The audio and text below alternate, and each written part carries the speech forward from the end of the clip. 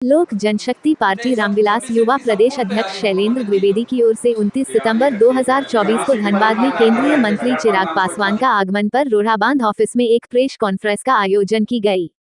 युवा प्रदेश सचिव रविंद्र प्रसाद, जिला अध्यक्ष जितेंद्र शर्मा, युवा कार्यकारी अध्यक्ष रुदुल पासवान, भोला पासवान, राजन कुमार चिंचल, उमेश ठाकुर, रामशीष शुक्ला कॉन्फ्रेंस में मौजूद थे। लोक जनशक्ति पार्टी के राष्ट्रीय अध्यक्ष और केंद्रीय मंत्री रामविलास पासवान, चिराग पासवान जी का आगमन होने जा रहा है 29 तारीख को।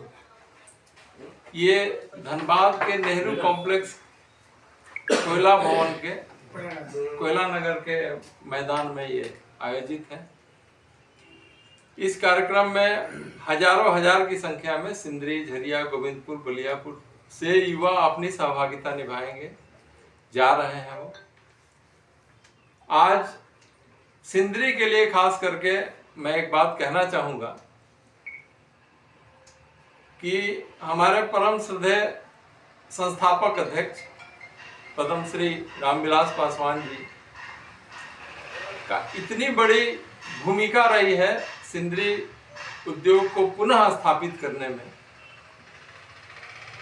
उन्होंने एक प्रयास किया था यूपीए 1 के गवर्नमेंट में कि ये कारखाना चले, और पूरी प्लानिंग उन्होंने गवर्नमेंट ऑफ इंडिया को दी, गैस बेस, और उस समय मंत्री भी थे।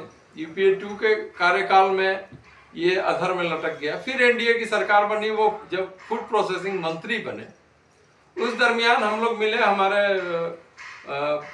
निवर्तमान सांसद माननीय पीएन सिंह जी,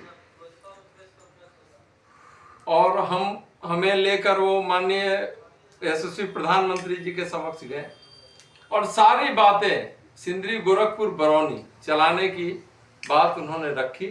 लगता है कि 10 मिनट में वो बात रखी थी, 10 मिनट से भी कम समय होगा, लेकिन उस पर सहमति प्रधानमंत्री के द्वारा बन गई और नए कारखाने का गठन, जिस नई कंपनी HURL का गठन किया गया।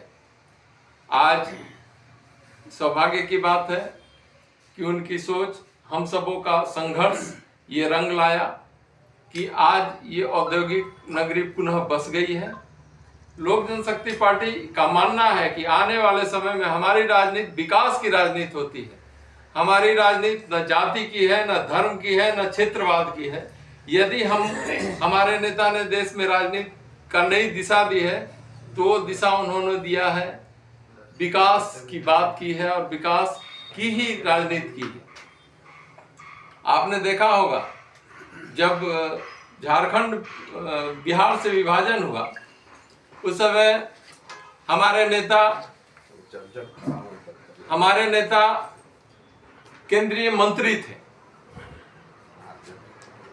और उन्होंने सहमति दी। ये बात अलग है कि वाजपेयी जी के कार्यकाल में गोधरा के मुद्दों पर उन्होंने इस्तीफा दिया, लेकिन झारखंड के मुद्दे पर एकजुट होकर अनुसूचित जाति जनजाति के विकास के लिए उन्होंने उस कदम में भरपूर सहयोग यशस्वी उस प्रधानमंत्री अटल बिहारी वाजपेयी जी को दिया था।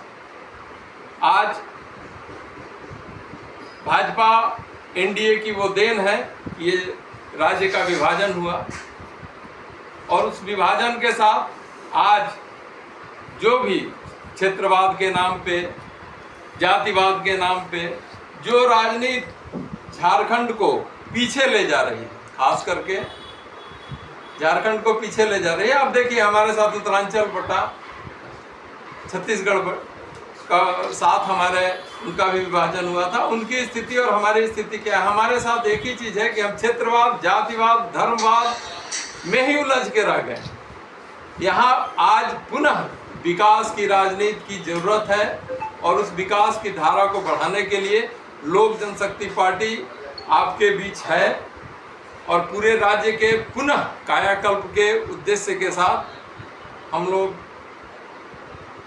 आगे बढ़ रहे हैं। और हम अपील करेंगे कि 29 तारीख को भारी से भारी संख्या में नेहरू मैदान कोयला भवन में उपस्थित होकर युवा साथी, बहनें, माताएं सब शामिल होकर इस आयोजन को सफल करें और झारखंड के समृद्ध विकास की ओर आगे बढ़ाने के लिए लोक जनशक्ति पार्टी का साथ दें।